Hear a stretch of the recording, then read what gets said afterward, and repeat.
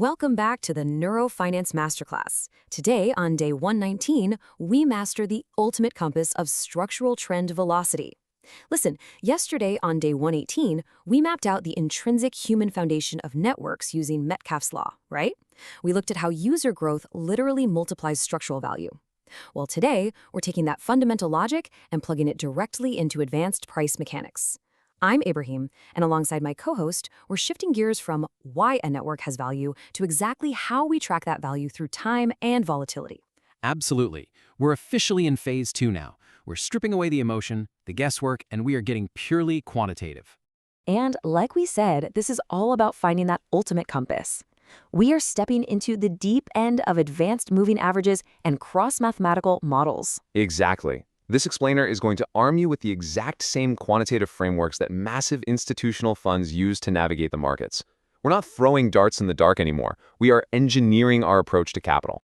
Okay, here's our roadmap for today. First, stripping the market noise. Second, breaking down SMA versus EMA mechanics. Third, locking in our institutional anchors, the 50 and 200. Fourth, defining the golden and death crosses. And finally, putting it all together with the ultimate trend audit. Let's dive in.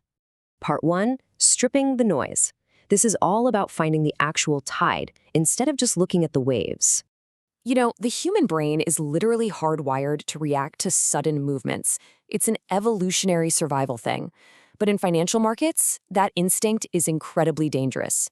Amateurs get completely blinded by every single hourly candle fluctuation.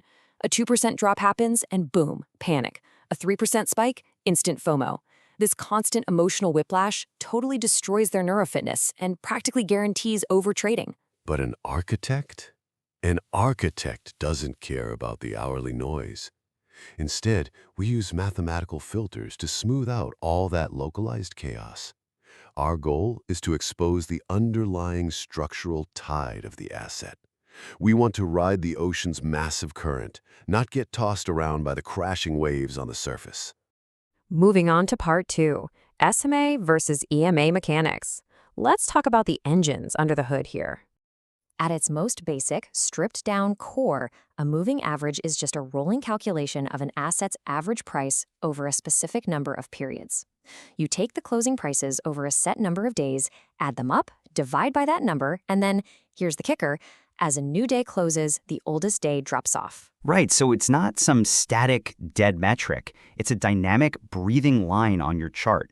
It trails behind the price action, following the asset, and smoothing out those jagged, chaotic edges of daily volatility we just talked about. Now, in algorithmic trading networks, we primarily use two variations of this engine. First up is the simple moving average, or SMA. This calculates the unweighted mean over a set number of days. The absolute key word there is unweighted.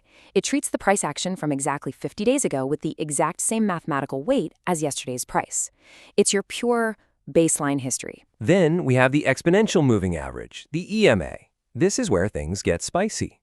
It adds a bit of rocket fuel to the calculation by applying a mathematical multiplier. This gives significantly more weight to recent price data. Basically, the EMA cares way more about what the market is doing right this second, rather than what it was up to 2 months ago. Okay, you're seeing the formula right now. Don't panic, you absolutely do not need to memorize this math to trade. But as an architect, you really must respect the mechanics behind it. For sure. Because of this weighting multiplier, that little 2 over n plus 1 right there, the EMA reacts so much faster to sudden market reversals. If an asset suddenly explodes upward on massive volume today, the EMA is going to bend upwards way faster than the SMA. Exactly. And that's what makes the EMA such a killer tool for short-term momentum tracking, while the SMA stays our heavy, unshakable macro anchor. Which brings us nicely to part 3, institutional anchors. Let's look at the big ones, the 50 and the 200. Whether you're in traditional equities or wild crypto markets, the heavy-hitting algorithms anchor their primary defense lines around two very specific time horizons. The first is essentially an open institutional secret, the 50-day moving average. This is the pulse of the medium-term trend. When an asset is in a healthy, screaming structural uptrend, it rides above this 50-day line. It acts as a major psychological and mathematical defense line, where institutional liquidity pools literally wait to scoop up more of a high-quality asset on short-term pullbacks. And then we have the absolute titan, the 200-day moving average. This is the heaviest, most universally respected macro anchor in all of global finance. It represents roughly a full year of trading data. This single metric is the definitive boundary separating a structural bull market from a multi-year bear market. It's simple. If the price is above it, the macroeconomic tide is expanding. If the price is below it, the tide is contracting. These aren't just arbitrary lines on a screen. They act as dynamic support and resistance zones. When a high-quality asset retraces during a huge macro expansion, those massive liquidity pools waiting at the 50-day or 200-day SMA actually step in to defend the floor. This creates optimal, highly calculated risk-to-reward entry points for your portfolio. But listen to me very carefully right now, because this is a non-negotiable rule of neurofitness. An architect never, and I mean never, opens aggressive leveraged longs while an asset is tracking beneath its macro 200-day trend line. Period. Doing that means you are stubbornly trading against the global tide and fighting massive institutional headwinds. Don't do it. Part 4. Cross Geometry. This is where the magic happens, the golden and death crosses. So what happens when our 50-day pulse and our 200-day macro anchor collide? Well, a massive signal triggers across global algorithmic networks. We call this the golden cross. It happens when the faster-moving 50-day SMA cleanly crosses above the lagging 200-day SMA from below. The math underneath this is incredibly powerful. It literally means that the average price of the last 50 days is now fundamentally higher than the average price of the last 200 days. Short-term price momentum is completely outstripping the long-term historical baseline. Exactly. It tells us the buyers are in absolute, undeniable control.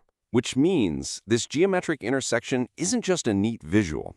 It is the definitive confirmation of a multi-year macro-bullish structural reversal. When you get a legitimate golden cross on a daily chart for a major asset, it is basically the algorithmic starting gun for a massive structural expansion. But as we know, every expansion eventually hits a wall. Every cycle faces exhaustion. And that brings us to the death cross. Yeah, it sounds intense, and it is. The stark mechanics of the death cross occur when that faster-moving 50-day SMA crosses below the lagging 200-day SMA from above. The recent 50 days of momentum have degraded so severely that they are now dragging the entire trend down beneath the yearly average. The death cross mathematically seals the exhaustion of buyers. It signals a terminal descent into a macro bear market. It's a blaring warning siren. This is the exact moment where algorithms flip a switch from buy the dip to sell the rally. The structural tide has completely reversed against you. This is the time for an architect to protect capital, heavily dial down risk, and just wait out the storm. Part 5, the trend audit. It's time to actually align your capital with these concepts. We're turning all this theory into immediate execution right now. Here is your specific cognitive task for today. Step 1. Open up your charting suite. TradingView is the industry standard, so let's go with that. Step 2. Add the simple moving average indicator twice to the chart of your primary asset. Step 3. Go into the settings of those indicators and set the length inputs to 50 and 200. Make sure you are on the daily time frame.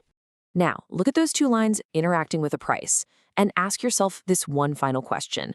Is your asset currently driving a healthy structural expansion above a golden cross, or is it suffocating beneath a legacy death cross baseline? It's time to stop guessing the direction of the market based on hourly noise. Chart the time curves, respect the math, and step fully into your role as the architect who rules the cycle. We'll see you in the next explainer. See you next time.